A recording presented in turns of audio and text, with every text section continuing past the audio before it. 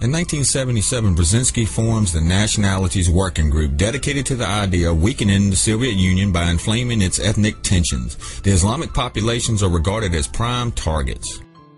In December 1978, Brzezinski says, an arc of crisis stretches along the shores of the Indian Ocean, where fragile social and political structures in the region of vital importance to us threaten with fragmentation. The resulting political chaos could well be filled by elements hostile to our values and sympathetic to our adversaries. State Department official Henry Pritch will later recall that Brzezinski had the idea that Islamic forces could be used against the Soviet Union. In February 1979, after the Shah is disposed of in Iran, the Ayatollah Khomeini takes over as its new leader. The U.S. is interested in continuing to work with the Iranian government. At first, the U.S. is taken aback by the new fundamentalist Islamic government, and Brzezinski contemplates fomenting a military coup. But Khomeini is fiercely anti-communist, and Brzezinski soon decides that Iran's new government can become a part of an effective anti-Soviet alliance he calls the Arc of Crisis. 9 months later, on November 4th, 1979, a group of Islamist students and militants took over the American embassy, where 53 Americans were held hostage for 444 days until January 20th, 1981, in support of the Iranian Revolution. In 1980, Brzezinski planned Operation Eagle Claw, what was meant to free the hostages in Iran using a newly created Delta Force. The mission was a failure and caused the deaths of 8 American servicemen. On December 8, 1979, a little over a month after the Iranian hostage crisis began, the Soviet Union invades Afghanistan. The Russians were initially invited by the Afghan government to deal with the rising instability and army mutinies, and they started crossing the border on December 8. But on December 26, Russian troops stormed the presidential palace, killed the country's leader, believing that he had secret contacts with the U.S. embassy and was probably a U.S. agent.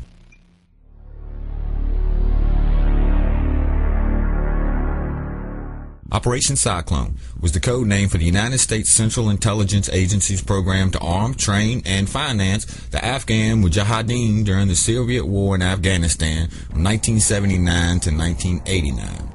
Operation Cyclone was one of the longest and most expensive covert CIA operations ever undertaken. Funding began with $20 to $30 million per year in 1980 and rose to $630 million per year in 1987. Mosques back again, because your cause is right and God is on your side.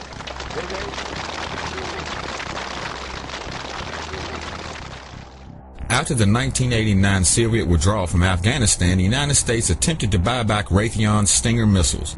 With a $55 million program to buy back around 300 missiles, the U.S. government collected most of the Stingers it had delivered, but some had found their way into Iran, Qatar, and North Korea. As for the insurgents and their leaders like Osama bin Laden, they became what we know today as Al-Qaeda and the Taliban. In a 180, in a January 1998 interview, Brzezinski admits that it was the U.S. policy to support radical Islamists to undermine Russia. He admits that the U.S. covert action drew Russia into starting the Afghan War in 1979. Asked if he has regrets about this, he responds, "Regret what? That secret operation was an excellent idea. It had the effect of drawing the Russians into the Afghan trap, and you want me to regret it?" The day that the Soviets officially crossed the border, I wrote to President Carter, "We now have the opportunity of giving the USSR its Vietnam War." Then he is asked if he regrets having given arms and advice to the future terrorists, and he responds, "What is most important to the history of the world, the Taliban or the collapse of the Soviet Empire? Some stirred up Muslims or the liberation of Central Europe and the end of the Cold War?"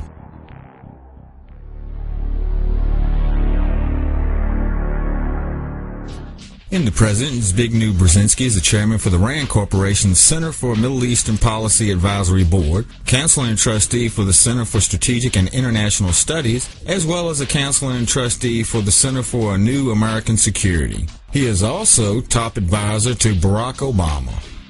In conclusion, Brzezinski has used an indirect approach doctrine to commit his crimes and is guilty by his own admission or by the documentation contained of crimes against humanity, war crimes, conspiracy, breaching his oath of office, and the list goes on and on.